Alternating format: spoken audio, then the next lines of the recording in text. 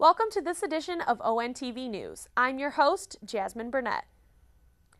Orion Township's Parks and Recreation Division offers fun for everyone with family-friendly scheduled events throughout the year. One of those events took place on this Sunday, May 20th. Walkers and runners enjoyed beautiful weather for the 16th annual Dragon Dash. More than 200 participants gathered at the Orion Township Civic Center Park on a sunny May morning. Walkers headed out onto the course at 8:30 a.m., soon followed by the runners. The course took runners onto Joslyn Road, Walden Road, and Baldwin Road, and occasionally into subdivisions around Lake Voorhees. Winners in various divisions were given prizes and gift certificates. Finishing first with an overall time of 26 minutes and 26 seconds was Oakland University graduate Kevin Cataldo of Traverse City. Another OU grad, Kelsey Carmine of Ortonville, was the first female finisher with a time of 31 minutes and 55 seconds. The course is great, nice and fast. The weather a little warm. It started to get warm out there around mile 2.5. Competition, it's awesome. Everybody's out here to have some fun, and hopefully they can get more people to come every year. Well, it was very hot. You can tell I'm sweating pretty bad. The course was really nice. I liked it. It was well organized, well marked, and the fellow races were nice. Everyone cheering each other on. Registration fees collected at the event help cover costs, and anything collected above and beyond the cost of the event is used to fund other parks and recreation events, such as the free family barbecue known as Summer Sizzle, scheduled to take place on Tuesday, July 17th. For more information on upcoming events, visit oriontownship.org. 16 Lake Orion education professionals were recently awarded with grants to enhance learning within the schools. Funds were raised by the Lake Orion Education Foundation, a nonprofit organization created by friends and supporters of the Lake Orion Community School District to enhance and enrich the educational opportunities offered to children. Secretary of LOEF, Diane Danaskis, presented the teachers, counselors, and administrative staff with the grants at the Lake Orion Board of Education meeting on May 9th. The grants totaled $12,000 and were awarded to staff members from almost all of the Lake Orion community schools. If you are interested in donating to the Lake Orion Education Foundation or getting involved in one of their many fundraising events, visit their website at lakeorioneducationfoundation.org. Remember, you can watch Lake Orion Board of Education meetings and many other educational and governmental meetings live on ONTV or catch up on our past meetings on our website at orionontv.org. In 2011, downtown Lake Orion businesses and events suffered due to the extensive renovations to the streets, sidewalks, and park that took place throughout most of the year. But all of that is in the past, and Lake Orion's Downtown Development Authority is eager to show off the improvements during several upcoming events. First, the Lake Orion Flower Fair Home and Garden Expo is scheduled to take place the first weekend in June. Now in its 11th year, the fair is free to the public and will offer numerous vendors as well as fun and games for the kids. The hours are Saturday, June 2nd from 9 a.m. to 6 p.m. and Sunday, June 3rd from 10 a.m. to 4 p.m.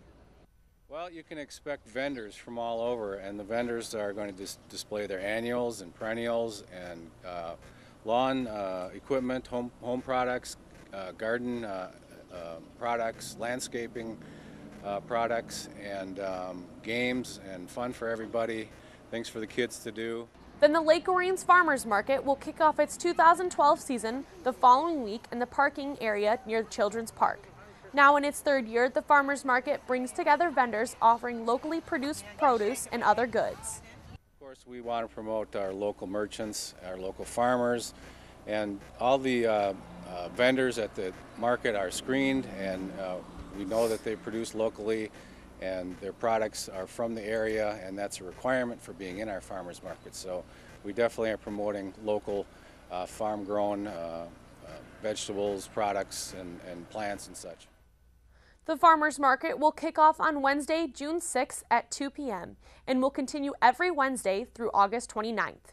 If you would like to get involved as a vendor, it's not too late. Just visit lakeorionfarmersmarket.com for more information. We're going to step aside for a moment, but when we return, we'll have a special report on the 2012 Basset Waddle.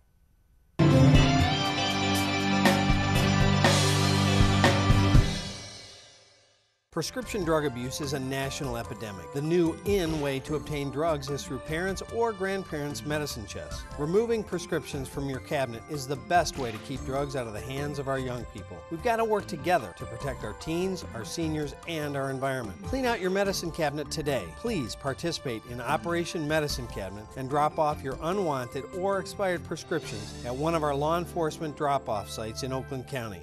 We can't ignore this situation anymore. Please remember that CFL bulbs, you know, those curly, energy-efficient light bulbs everybody is using to save electricity, shouldn't be thrown away in your trash. Neither should batteries or home medical sharps. You can check with your local community to see where they can be recycled. Some retailers will allow you to bring them in for recycling.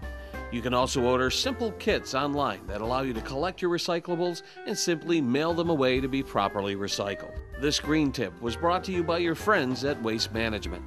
Did you know that you can watch ONTV on the web? How cool is that? Just surf on over to www.orionontv.org to watch your favorite on-TV show. A service of Orion Neighborhood Television. Has been your community connection for the last 20 years. From local concerts and sports to resident-made original programming, we are the voice of Lake Orion. Featuring a large professional studio, ONTV can provide you with the tools you need to make a quality program. Our staff is knowledgeable, friendly, and eager to help with your program success. Your voice, your community, on TV. Can ONTV really be a part of Orion's history? Can a 100-year-old school be moved and preserved?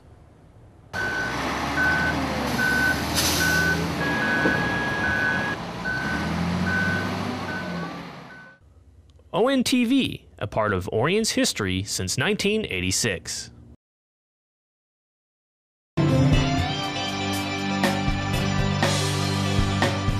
Welcome back to ONTV News. Although it's still spring, anyone visiting Canterbury Village on May 20th may have thought we were smack dab in the middle of the dog days of summer. Dog lovers gathered together for the 2012 Basset Waddle, and Joe Johnson brings us the story. Several hundred Basset hounds and their families from around the country gathered on the grounds of Canterbury Village on Sunday, May 20th for the 2012 Basset Waddle. Now in its 18th year, the event is organized by Michigan Basset Rescue, a nonprofit organization celebrating its 20th year this November. The event is the organization's largest fundraiser of the year. We hope the word is spread about responsible pet ownership, about that there are a lot of purebred dogs that are sitting in shelters and being euthanized every single day in this country. And there are purebred rescue groups out there with purebred dogs that need homes. We pull them out of shelters, pounds, and humane societies. We get them all their vet care, spay, neuter them, take care of any dental problems, things like that. Our vet bills last year were $33,000. So this event is so important. This is our lifeline. If the waddle's not successful, we can't keep doing what we're doing. The Basset Waddle is actually a 3-day event with a picnic taking place on Saturday at Lake Orion's Bark Park. On Sunday, participants gathered for a parade whose theme was the Renaissance, with Bassets dressed as knights, jesters, and royalty. Prior to the start of the parade, participants released balloons in the air in memory of pets that have passed away. Release!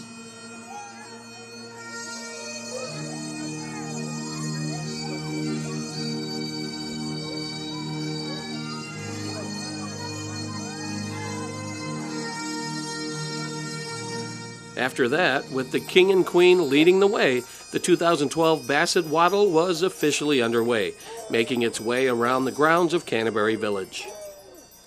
Good afternoon, ladies and gentlemen. Welcome to the Michigan Basset Rescue Waddle of 2012 here at Canterbury Village. Let's give it up for your King, Baby Ruth. The Queen, Lola May. The Lady in Waiting, Marlo Louise.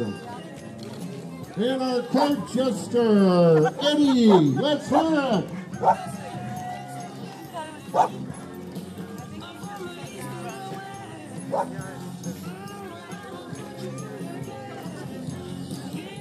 They make good pets, but they're known as being, people call them stubborn, I like to call it determined. They're going to get their way. In fact, most of us, we call ourselves their food slaves because we do their bidding, they don't do ours. They're not the kind of dog that will hold a bone on their nose until you tell them they can have it. They tell you how high to jump. So they're loving, friendly, wonderful. You'll see them today. They're all getting along. There's no fights, no squabbles. They're very, very, very friendly, happy dogs.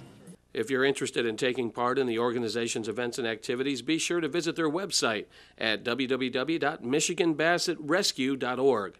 From Canterbury Village in Orion Township, this is Joe Johnson reporting for ONTV News. On April 4th, Lake Orion High School had their annual junior-senior prom. Traditions such as the photo shoots and the exchanging of corsages and boutonnieres occurred at houses all over the Orion area. Everyone in the community said that before and after event, everyone had a fun and safe time. Lake Orion High School's television production workshop program got the story for us. Last Friday night was prom. WDBC's Andrea Cohn got the scoop. 1 week ago today, many juniors and seniors and a few underclassmen dressed up and drove to Petrozzillo to attend prom. Well, I'll take it nice and easy during dinner time, you know, kind of chow down some chicken, some pasta, whatever they have, you know. Then maybe I'll hit the dance floor and dance it up a little with my date here. Maybe, you know, if I feel like it. Where'd you get that? I don't remember. Did you get it specifically for prom? Specifically for prom. Not looking as good as the guys inside there, but I tried to raise the level a little bit. You know, we really didn't think that you'd be asked to prom at the age that you are. Why not? I'm a senior. This is my 7th Lake Orion prom. I even brought my wife as my date tonight. You guys made quite the entrance. You know? Yeah, we were just bumping out. We cannot tell you what happened on the Yeah, we got some old school music going. It was pretty hyped. It was what's up. When students unloaded from their buses, limos, and sports cars, they were treated to a dinner of chicken, beef, pasta, and mashed potatoes. After a dessert of baked Alaska, students got ready to dance.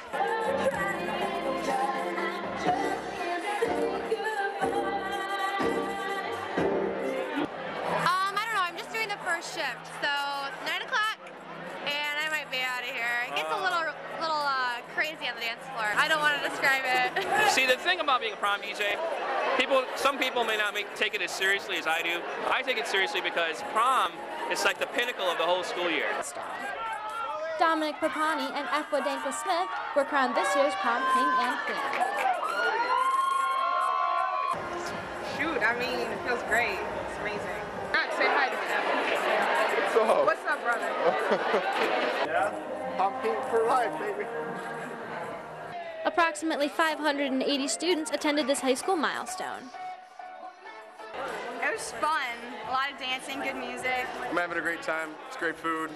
It's just an overall great time. Prom was amazing. The food was great. It was just been a fun time hanging out with friends and dancing. People that have fun time, get some good food, do a little dancing, go home safe. For WDBC, I'm Andrea Cohn. Thanks, guys.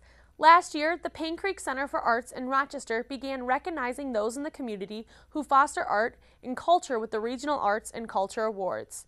Now in its second year, the center is gearing up to recognize a new crop of honorees, including one from Orion Township. 8 municipalities in the area that Payne Creek Center serves have submitted names of individuals that will be recognized in June. Among those being honored is Orion Township's George Sinnott of North Oakland Concert Band. The 80-piece band has been performing in and around Orion Township for 20 years and performs about 8 or 9 times per year. Sinnott is a board member and also plays alto sax in the band. The Payne Creek Center's executive director, Suzanne Wiggins, told us about the annual awards recognize not just visual arts, but the performing arts as well. Our history is a long history. We've been here in Rochester for 30 years, and over the years we have focused on more than just the visual arts. It just happens that we're known more for our work in the visual arts. But what we want to do and what serves our mission is that we want to recognize arts and culture and how important those are to the community. how it helps with quality of life for the residents in each of our 8 municipalities. So we really open it up to everything, like you said, from music, dance, visual arts, people who are associated with historic preservation. I mean, it's a very wide gamut, and we really open it up to each community to say, who do you think is most deserving this year to be recognized? Well, first of all, I'd like to thank them very much. I was very surprised that I was even recognized. And Alice Young, our treasurer in town, was the person I think that nominated me for the award, and I thank her very much for that nomination. But I was completely taken back by being nominated. I just wasn't even aware that there was an award to first start off with. But I'm very pleased to be selected for it. Congratulations, George. The ceremony will take place on Thursday, June 7th at the Royal Park Hotel in downtown Rochester. If you'd like to see the North Oakland Concert Band perform, they will be kicking off the township's free Concerts in the Park series on June 19th at 7 p.m. at the Wildwood Amphitheater in Civic Center Park. We're going to take another quick break, but coming up next is Dragon Sports.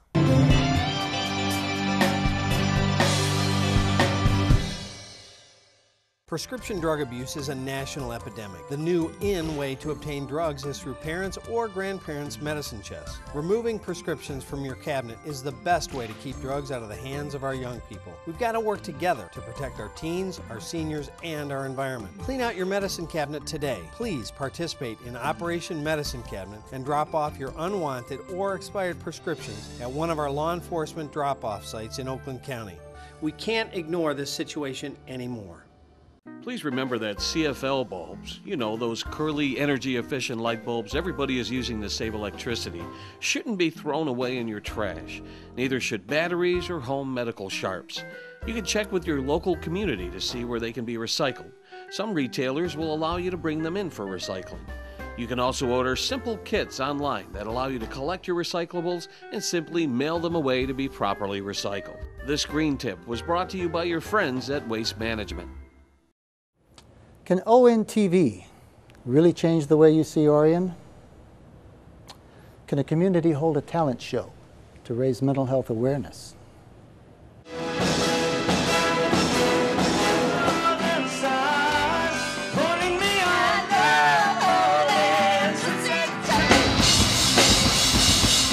ONTV, a part of Orion's history since 1986.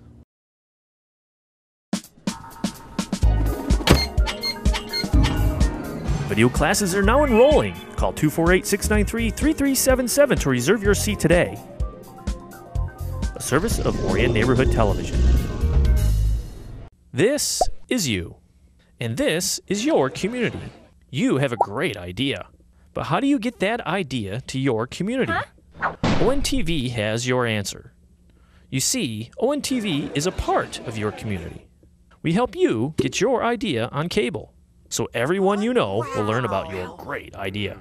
So, what are you waiting for? Get your idea on cable and into your community. Get your idea on TV.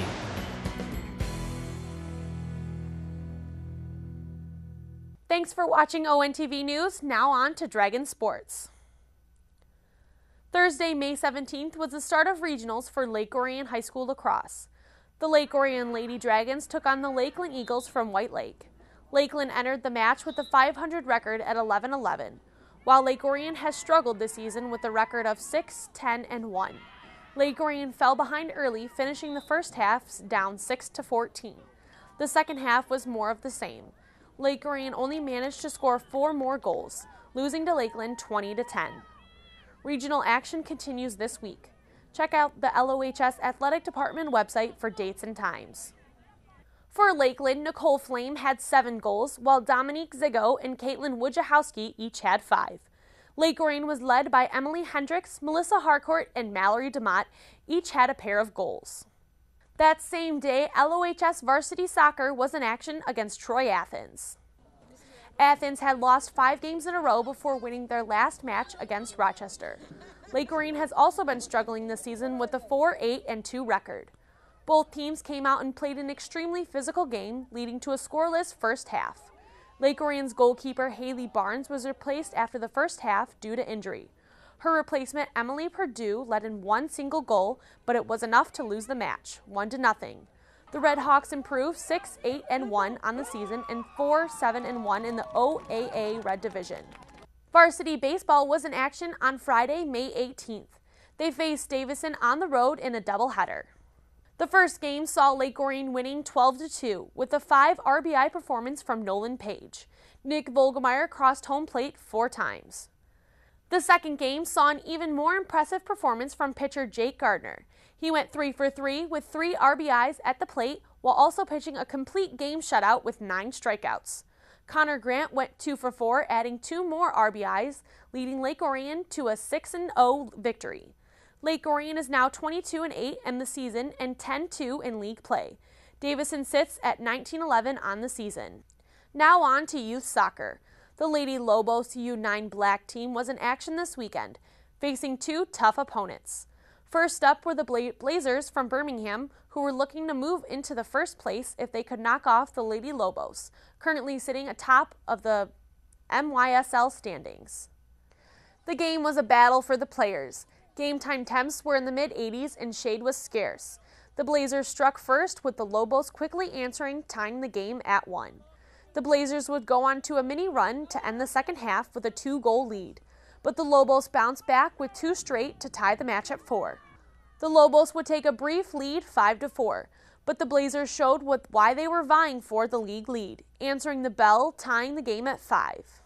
The Lobos had one last rush with numbers in their favor, but just could not get in the open for the final shot. The final, Lobos 5, the Blazers 5. With the tie, the Lady Lobos held on to first place with a record of 4-0-2, while the Blazers sit at 4-0-1 on the season. For the second match of the weekend, the Lady Lobos U9 Black squad met up with the Vardar South Black. Vardar came in sitting 7th place in the MYSL and wanted to knock off the top dogs. The Lobos came out with a lot of energy, taking a 1-0 lead midway through the first half. Vardar would respond to tie the match just before halftime.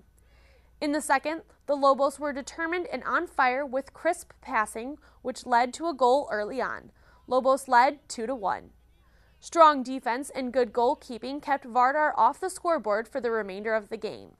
The Lobos net had an insurance goal on a rocket shot to near post upper corner, securing the win. The Lady Lobos take the win 3-1 and held on to the top spot in league play. The Lobos will be on the road in Holland, Michigan for a holiday weekend tournament. We'll have the results of those games on our next episode. That's it for this edition of ONTV News, but don't forget, you can watch past episodes of our newscast and many other ONTV programs on our YouTube channel. Just visit our website at orionontv.org and click on the YouTube link. Thank you all for tuning in. We'll leave you now with footage from Carpenter Elementary's annual Field Day celebration. Students had a blast competing in games of skill and other activities to celebrate the close of another school year. Prizes were handed out and all who participated had a blast at this year's event. For the crew here at ONTV, I'm Jasmine Burnett and we'll see you here next time.